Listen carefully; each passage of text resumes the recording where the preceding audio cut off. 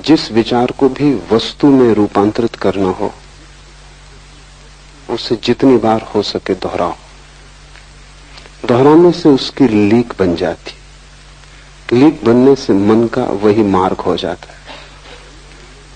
जैसे नदी बह जाती है, अगर एक गड्ढा खोदकर राह बना दी जाए नहर बन जाती।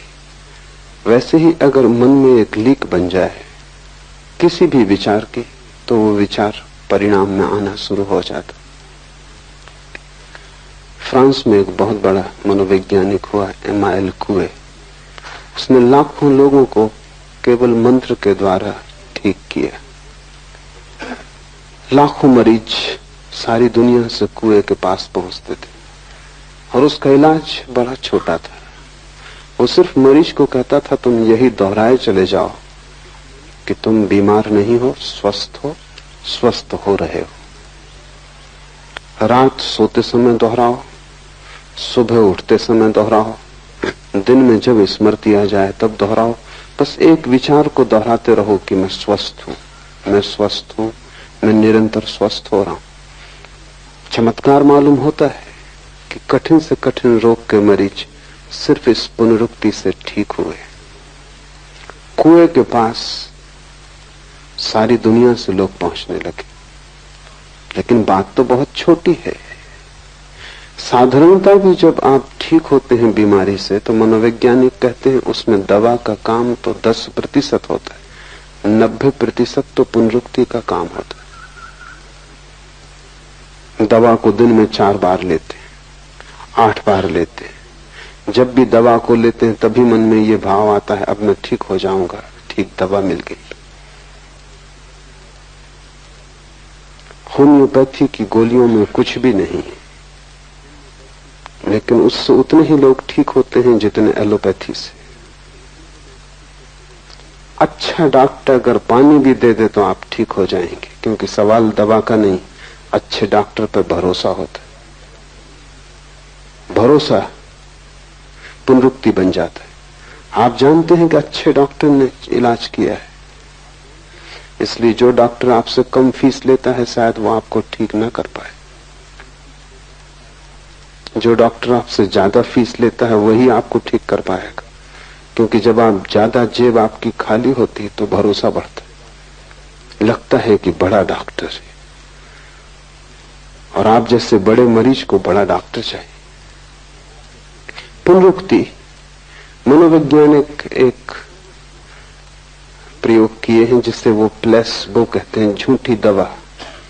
और बड़ी हैरानी मालूम हुई, एक ही बीमारी के मरीज हैं 25 को वास्तविक दवा दी गई और 25 को सिर्फ पानी दिया गया।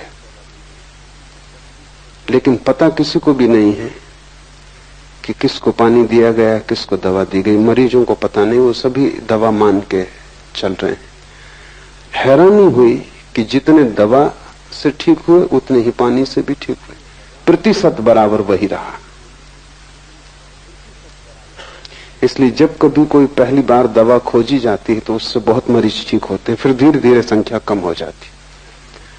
इसलिए हर दवा 2-3 साल से ज्यादा नहीं चलती, क्योंकि जब पहली दफा दवा खोजी जाती है तो बड़ा भरोसा पैदा होता है कि अब खोज ली गई असली दवा। सारी दुनिया में मरीज उससे प्रभावित होते, फिर धीरे धीरे भरोसा कम होने लगता है, क्योंकि कभी कोई मरीज उससे ठीक भी नहीं होता। कभी कोई जिद्दी मरीज मिल जाता है जो सुनते नहीं दवा की न डॉक्टर की, उसके कारण दूसरे मरीजों का भरोसा भी क्षीण होने लगता है। धीरे धीरे दवा का प्रभाव खो जाता है। इसलिए हर 2 साल में नई दवाएं खोजनी पड़ती। दवाओं का भी प्रभाव विज्ञापन ठीक से किया जाए तो ही होता है। तो हर अखबार, पत्रिका, रेडियो, टेलीविजन, सब तरफ से प्रचार होना चाहिए। प्रचार ज्यादा कारगर है जितनी दवा के तत्व, उससे ज्यादा, क्योंकि वही प्रचार आपको सम्मोहित करेगा। वो प्रचार मंत्र बन जाता है। अखबार खोला और एस्प्रो, रेडियो खोला और एस्प्रो, टेलीविजन पे गए और एस्प्रो, बाजार में निकले और बोर्ड एस्प्रो, जो कुछ भी करें ऐस पर वो पीछा करती, वो सिरदर्द से भी बड़ा सिरदर्द बन जाती, फिर वो सिरदर्द को हरा देती। पुनरुक्ति शक्ति पैदा करती है। मंत्र का अर्थ है किसी चीज को बार बार दोहराना। ये सूत्र कह रहा है चित्त ही मंत्र है, चित्तम मंत्र। ये कहता है और किसी मंत्र की जरूरत नहीं। अगर तुम चित्त को समझ लो तो चित्त की प्रक्रिया ही पुनरुक्ति है। तुम्हारा मन कर क्या रहा है जन्मों जन्मों से? सिर्फ दोहरा रहा है। सुबह से सांझ तक तुम करते क्या हो? रोज वही दोहराते हो जो तुमने कल किया था, जो परसों किया था। वही तुम आज कर रहे हो, वही तुम कल भी करोगे अगर न बदले। और तुम जितना वही करते जाओगे उतनी ही पुनरुक्ति प्रगाढ़ होती जाएगी और तुम झंझट में इस तरह फंस जाओगे कि बाहर आना मुश्किल हो जाएगा। लोग मेरे पास आते हैं, वो कहते हैं सिगरेट नहीं छूटती। सिगरेट मंत्र बन गई, उन्होंने इतनी बार दोहराया है। दिन में 2 पैकेट पी रहे हैं, उसका मतलब हुआ कि 24 बार दोहरा रहे हैं कि 20 बार दोहरा रहे हैं। बार बार दोहराया है और सालों से दोहरा रहे हैं। आज अचानक छोड़ देना चाहते हैं, लेकिन जो चीज मंत्र बन गई उसको अचानक नहीं छोड़ा जा सकता। तुम छोड़ दोगे इससे क्या फर्क पड़ता है? पूरा मन मांग करेगा, पूरा शरीर उसको दोहराएगा, वो कहेगा चाहिए। उसी को तुम तलफ कहते हो। तलफ का मतलब हुआ कि जिस चीज को तुमने मंत्र बना लिया उसे अचानक छोड़ना चाहते हो, ये नहीं हो सकता। तलफ का मतलब है जो चीज मंत्र बन गई है उसको विपरीत मंत्र से तोड़ना होगा। तो रूस में पावलव ने इस पे बहुत काम किया और पावलव अकेला आदमी है जिसने तलफ वाले मरीजों को ठीक करने में सफलता पाई। अगर आप सिगरेट पीने के रोगी हो गए, छोड़ना चाहते हो, नहीं छूटती, तो पावलव मंत्र का प्रयोग करता था। उसके मंत्र जरा तेज थे।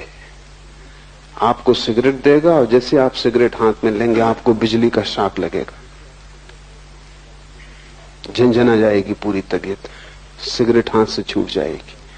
ऐसा 7 दिन आपको पावलव भर्ती रखेगा अपने अस्पताल में, और जब भी आप सिगरेट पिएंगे तभी बिजली का शॉक लगेगा। 7 दिन में मंत्र सिगरेट से ज्यादा गहरा हो जाए। सिगरेट का नाम ही सुन के आपको कपकपी आने लगे। पीने का रस तो दूर, एक वैराग्य का उदय हो जाएगा। पावलव ने हजारों मरीज विपरीत मंत्र से ठीक किए। और पावलव कहता है कि जो लोग भी आदतों से ग्रस्त हो गए हैं, जब तक उनको विपरीत आदतें न दी जाएं जो पहली आदत से ज्यादा मजबूत हों, तब तक कोई छुटकारा नहीं। तुम्हारा जीवन जैसा भी है तुम्हारे मन का ही परिणाम है, और तुम दोहराए चले जाते हो।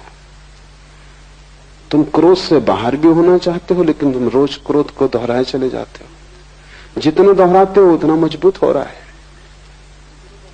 कितनी बार तुम कस्में खाते हो कि अब नहीं करूंगा, और कस्में टूट जाती हैं, और क्रोध फिर करते हो, उपद्रव और भी बढ़ गया। इससे तो बेहतर था कसम तुमने न खाई होती, क्योंकि अब ये दोहरा मंत्र हो गया।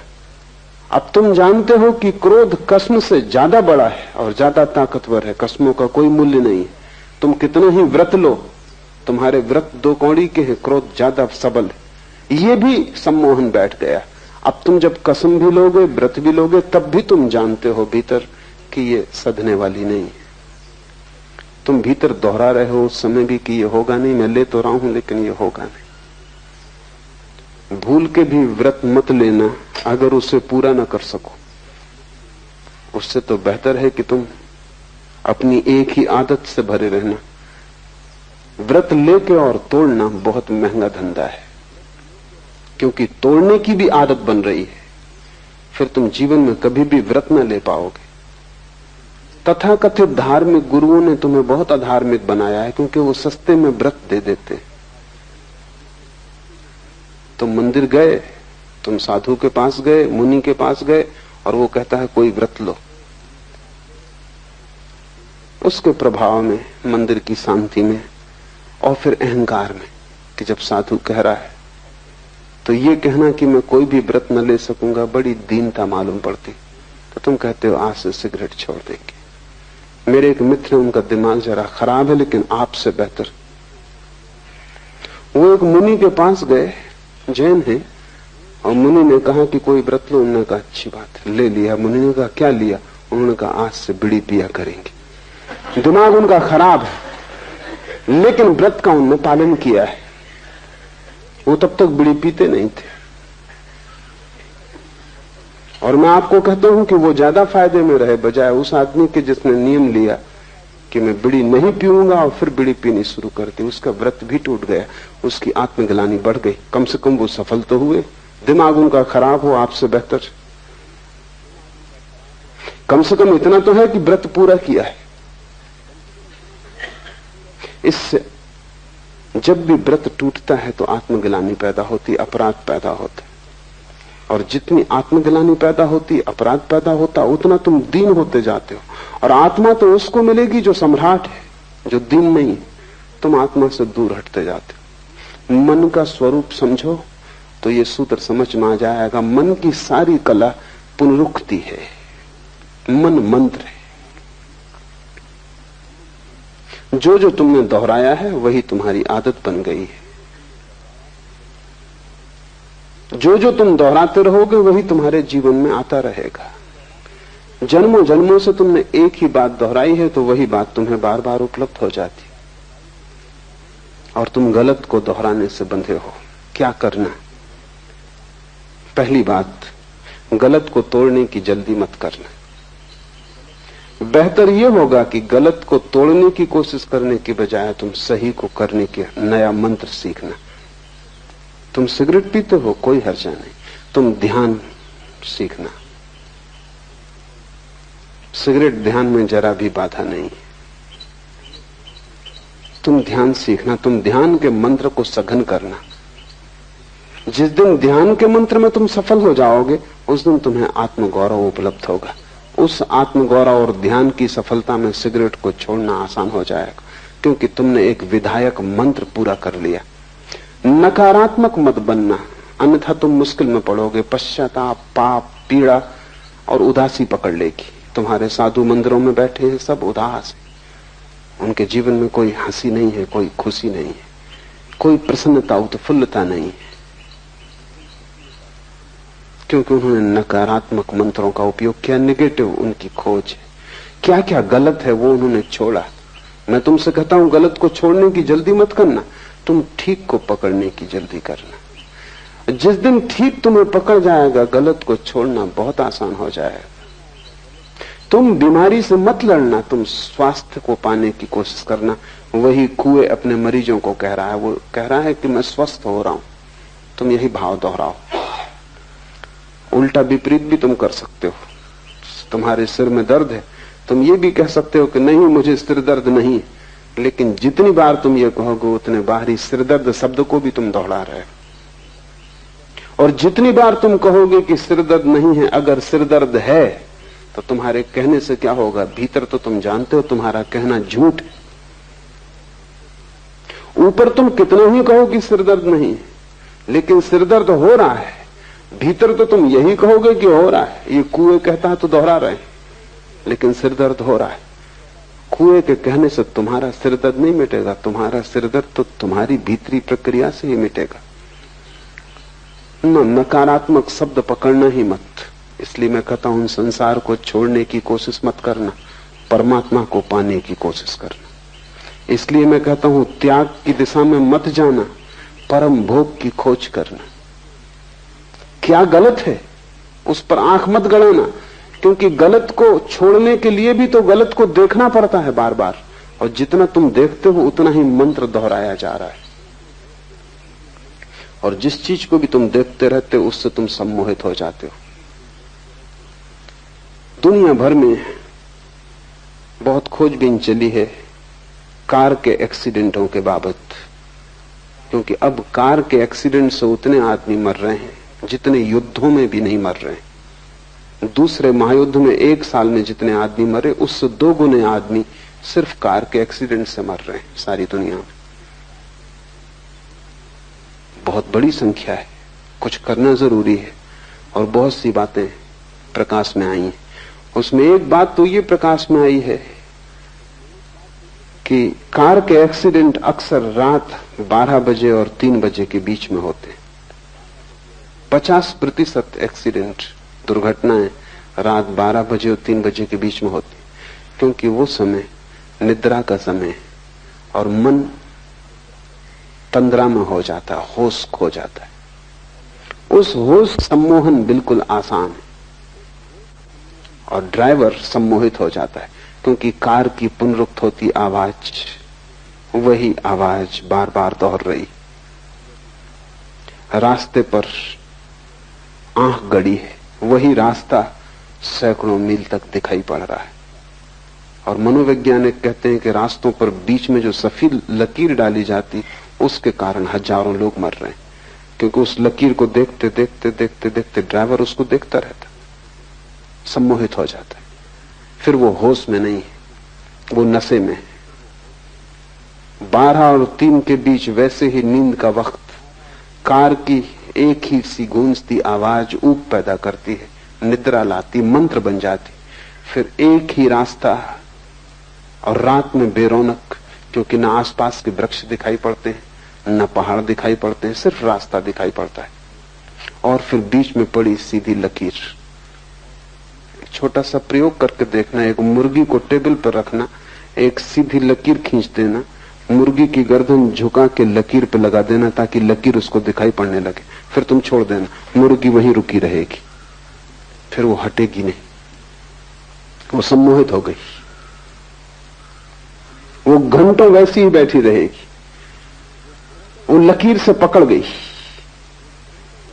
लकीर ने उसे पकड़ लिया। मनोवैज्ञानिक कहते हैं कि ड्राइवर को लकीर पकड़ लेती बीच में, इसलिए वो कहते हैं कि रास्ते सीधे मत बनाओ, रास्ते में भेद होना चाहिए ताकि तंद्रा टूटे, और एक सी पुनरुक्ति नहीं होनी चाहिए। वो ये भी सुझाव देते हैं कि कार की आवाज भी बीच बीच में थोड़ी बदले तो ठीक होगा, बदलाहट से तंद्रा टूटेगी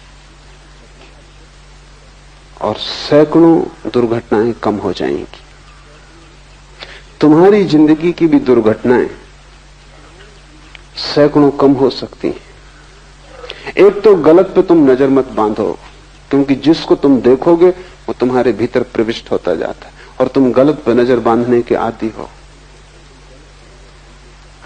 तुम्हारे भीतर जो जो बुरा है उसी पर तुम ध्यान देते हो। क्रोधी अक्सर क्रोध पर ध्यान देता है, कैसे छुटकारा पाऊं, हालांकि वो सोचता है कि मैं छुटकारा पाने के लिए ध्यान दे रहा हूं, लेकिन उसे पता नहीं कि जितना तुम क्रोध पे ध्यान दे रहे हो उतना ही क्रोध की लकीर से तुम सम्मोहित हो जाओगे।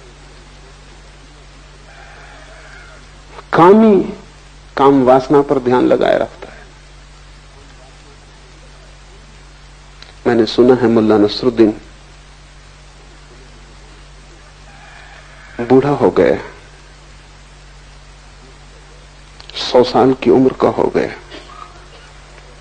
पत्रकार उसके घर आए उसकी भेंट लेने, क्योंकि वो अकेला आदमी था जो उस इलाके में 100 साल का हो गया था। उन्होंने कई प्रश्न पूछे।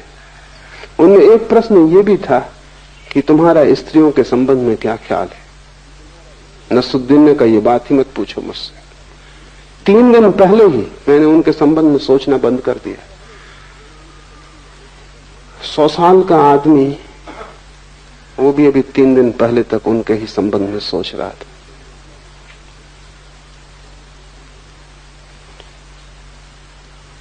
स्त्री पकड़े रहेगी क्योंकि तुम उससे छूटना चाहते हो, वो तुम्हारा नकारात्मक मंत्र बन गया। तुम जिससे छूटना चाहते हो उससे तुम छूट ना पाओगे। गलत को देखने अगर तुम लग गए तो तुम गलत पर ध्यान कर रहे हो। महावीर ने ध्यान के 4 रूप कहे, 2 गलत 2 सही। दुनिया में किसी भी आदमी ने गलत को ध्यान नहीं कहा है, महावीर ने कहा है। मनोवैज्ञानिक उनसे राजी होंगे। उन्होंने कहा गलत ध्यान भी ध्यान तो है ही, जैसे क्रोध ही ध्यान मग्न हो जाता है, क्योंकि क्रोध में सारी दुनिया मिट जाती। क्रोध में चित्त एकाग्र हो जाता है, इसलिए क्रोध में बड़ी शक्ति आ जाती है। तुमने कभी ख्याल किया, क्रोधी आदमी अपने से दुगने ताकतवर आदमी को उठा के फेंक देगा क्रोध में। होश में होता, क्रोध में होता तो 25 दफा सोचता कि इस आदमी से झंझट लेनी कि नहीं, दुगना ताकतवर है। क्रोध में आदमी बड़ी से बड़ी चट्टान सरका देता है, होश में सोच भी नहीं सकता। क्रोध में आदमी कुछ भी कर लेता, क्रोध में सारी शक्ति जग जाती। क्या होता है, बटती हुई शक्ति जो सब तरफ जा रही थी एकाग्र हो जाती। जैसे किरणें सूरज की इकट्ठी हो जाएं तो आग पैदा हो जाती, ऐसा क्रोध में चित्त इकट्ठा हो जाता है, आग पैदा हो जाती। महावीर ने उसको भी ध्यान कहा है। महावीर ने कहा आर्त और रौद्र दो गलत ध्यान है। दुख में भी आदमी ध्यान मग्न हो जाता है। कोई मर गया तब तुम रोते हो, चीखते हो, चिल्लाते हो, बस एक पर ही ध्यान अटक जाता है। गलत ध्यान से बचना, और तुम सभी गलत ध्यान में लगे हो। तुम्हारे जीवन की तकलीफ ही यही है, मूल पीड़ा और बीमारी यहां है कि तुमने अपनी आंखें गलत पर जमा ली हैं। क्या क्या गलत है उसे छोड़ना, और तुम सोच रहे हो कि छोड़ने के लिए ही तुम ये कर रहे हो। इस ध्यान के कारण ही तुम नहीं छोड़ पा रहे हो। मैं तुमसे कहता हूं संसार की फिक्र ही छोड़ दो, तुम परमात्मा पर ध्यान लगाओ। तुम क्रोधी हो, सारी दुनिया क्रोधी है, क्रोध पर आंखें मत गड़ाओ, करुणा पर आंखें गड़ाओ। तुम जो सही है उसको ध्यान में लाओ, और जैसे जैसे सही में शक्ति बढ़ेगी गलत से शक्ति विसर्जित हो जाएगी, क्योंकि शक्ति तो एक ही है, तुम सब तरफ नहीं लगा सकते। अगर तुमने शांत होने की चेष्टा पर ध्यान लगा दिया तो जब तुम अशांत होना चाहोगे तब तुम पाओगे कि शक्ति तुम्हारे पास है नहीं, वो शांति की तरफ बह गई। और जिसने शांति का स्वाद ले लिया वो अशांत होना क्यों चाहेगा। अशांत तो वही होता है जिसने शांति का स्वाद नहीं लिया। जिसने परमात्मा का रस नहीं लिया वही संसार में अलिप्त डूबता है, लिप्त होता है। इसे बहुत ठीक से ख्याल में ले लो। नकार से बचना, नहीं से बचना, बुरे को छोड़ने की फिक्र मत करना, क्योंकि छोड़ने में ही तुम सम्मोहित हो जाओगे और बुरे को तुम कभी भी न छोड़ पाओगे। जिसको भी हम छोड़ना चाहते हैं उसमें एक पकड़ आ जाती है। मैंने सुना है एक आदमी एक होटल में मेहमान हुआ, मैनेजर ने कहा हम दे ना सकेंगे कमरा, कमरा तो खाली है, लेकिन उसके नीचे एक आदमी ठहरे हुए, वो बहुत उपद्रवी है। जरा सी भी आवाज ऊपर हो गई तो वो बखेड़ा खड़ा कर देंगे। उनकी वजह से उनके ऊपर का कमरा हमने खाली ही छोड़ दिया है। उस आदमी ने कहा कि चिंता आप ना करें, मैं तो बाजार में दिन भर उलझा रहूंगा, रात कोई 11-12 बजे लौट के सो जाऊंगा और 3 बजे की मुझे गाड़ी पकड़ लेनी है। 3 घंटे मुश्किल से मैं इस कमरे में रहूंगा, कोई कारण नहीं है मेरे द्वारा उपद्रव होने का, फिर मैं ध्यान भी रखूंगा, आपने बता दिया तो ठीक किया। वो आदमी 12 बजे थका मांदा बाजार से काम करके लौटा, बिस्तर पे बैठा, एक जूता छोड़ के उसने पटका फर्श पे गिरा तो उसे ख्याल आया कि कहीं उस आदमी की नींद न टूट जाए, तो उसने दूसरा चुपचाप रख के वो सो गया। कोई 15 मिनट बाद नीचे के आदमी ने आके दस्तक दी, दरवाजा खोला तो वो आदमी क्रोध से कप रहा था। ये घबरा गया कि रात अंधेरा, अब क्या। उसने कहा क्या भूल हो गई, मैं तो सो चुका था। उस आदमी ने कहा भूल, दूसरे जूते का क्या हुआ।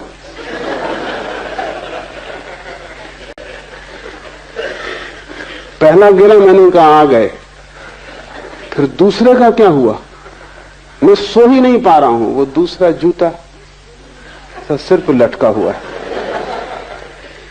तो पूछ लूं, पता चल जाए, निश्चिंतता हो। सबने दूसरा जूता लटका लिया, वो नकार का है।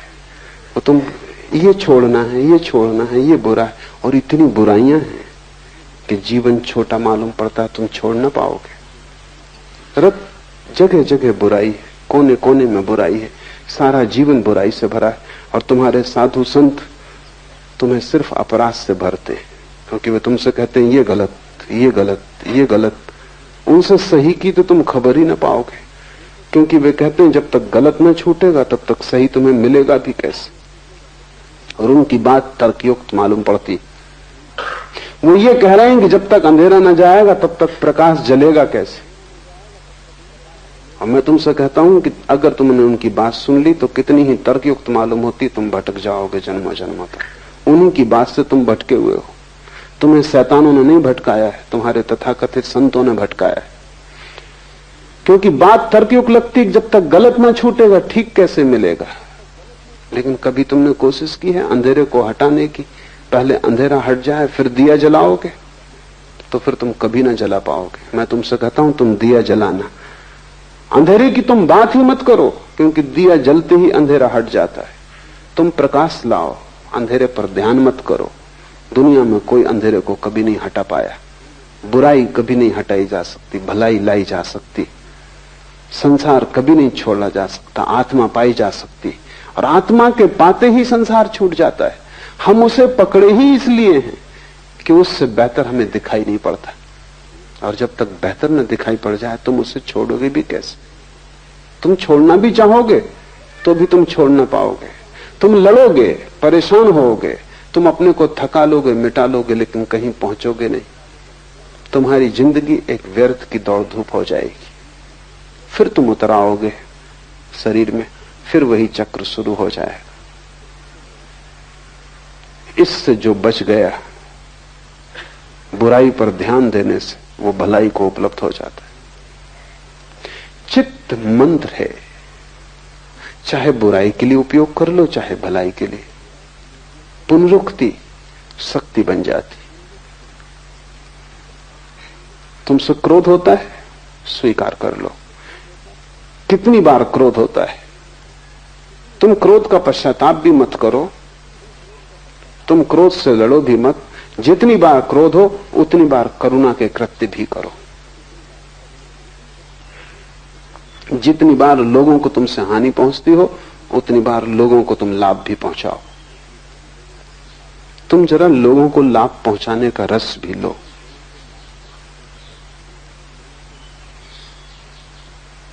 बुराई के लिए अपने को दंड मत दो, भलाई का पुरस्कार भोगो। बुराई के लिए अपने को कष्ट मत दो, थोड़ा भला करो, उसका स्वाद लो। अगर तुमसे किसी के प्रति गाली निकल गई है तो जाके किसी की प्रशंसा करो, किसी के गुण को भी गाओ। गाली का रस तुमने काफी लिया है, अब किसी के गुण ग्राहकता का रस भी लो। कांटों से मत उलझो, वो हैं, ध्यान फूलों पर दो। एक दफा कांटों से तुम उलझ गए तो फूलों तक तुम पहुंच ही ना पाओगे, कांटे बहुत हैं। और जब तक तुम पहुंचोगे तुम इतने लहूलुहान हो जाओगे कि फूल भी तुम्हें सुख न दे सकेंगे, और फूलों का भी जो स्पर्श है वो तुम्हें पुलकित ना करेगा। तुम घावों से भर गए होगे, फूल भी कष्ट देंगे, क्योंकि घाव अगर पहले से ही लगा हो तो फूल भी पीड़ा देगा। कांटों पर ध्यान मत दो, ध्यान फूल पर दो। और अगर तुम फूल के रस में डूब गए तो तुम एक दिन पाओगे कि कांटे हैं ही नहीं, क्योंकि फूल के रस में जो डूब जाए उसे कांटा भी चुभ नहीं सकता। असली सवाल फूल के रस में डूबने का है।